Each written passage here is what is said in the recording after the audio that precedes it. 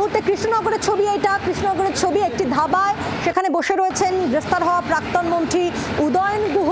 এই মুহূর্তে একটা ব্রেক নেওয়া হয়েছে, কারণ আমরা কিছুক্ষণ আগে আপনাদেরকে যে ছবি দেখাচ্ছিলাম যে একেবারে নদিয়ার উপর দিয়ে সড়ক পথে নিয়ে যাওয়া হচ্ছে কোচবিহারের উদ্দেশ্যে, আগামীকালই তাকে তোলা হবে আদালতে। তবে তার আগে কৃষ্ণনগরের একটি ধাবার ছবি, সেখানে রয়েছেন প্রাক্তন মন্ত্রী উদয়ন গুহ এবং রীতিমতো একটা লাঞ্চ ব্রেক আপনারা বলতেই পারেন।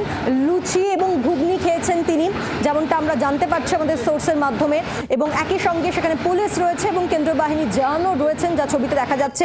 কৃষ্ণনগরে একটি ধাবার ছবি, জি 24 ঘন্টা এক্সক্লুসিভ, কারণ আজকেই কিন্তু আপনারা জানেন যে উদয়ন গুহ প্রাক্তন মন্ত্রী, তাকে নিয়ে যাওয়া হবে কোচবিহারে এবং আগামীকাল তাকে আদালতে তোলা হবে এবং একেবারে সড়ক পথে নিয়ে যাওয়া হচ্ছে। গ্রেফতারের পরই ফুলবাগান থেকে গ্রেফতার করা হয় তাকে এবং তারপরে যাওয়ার পথে রীতিমতো একটা ছোট্ট ব্রেকের বন্দোবস্ত করা হয়, যেমনটা দেখা যাচ্ছে যে তিনি বসে রয়েছেন ধাবায় এবং সোর্স আমাদেরকে বলছে যে তিনি লুচি এবং ঘুগনি খেয়েছেন এবং এরপর আবারও সড়ক পথে পুলিশ তাকে নিয়ে যাবে কোচবিহার এবং সেখানেই তাকে আগামীকাল আদালতে তোলা হবে। প্রতারণা, তোলাবাজি, দুর্নীতির অভিযোগ রয়েছে প্রাক্তন উত্তরবঙ্গ উন্নয়ন মন্ত্রী উদয়ন গুহর বিরুদ্ধে এবং রাজ্যে পালাবদলের পর থেকেই, চৌঠামের পর থেকেই দিনহাটায় আর কোনো খোঁজ মিলছিল না উদয়ন গুহের এবং তিনি একেবারে গা ঢাকা দিয়েছে, এমনটাই বলছেন দিনহাটার যারা বাসিন্দারা। এবং তিনি ফুলবাগানে চলে এসেছিলেন, কলকাতা তার একটি ফ্ল্যাট রয়েছে, সেখানে তিনি থাকছিলেন এবং সেখান থেকেই তাকে গ্রেফতার করে আজ পুলিশ।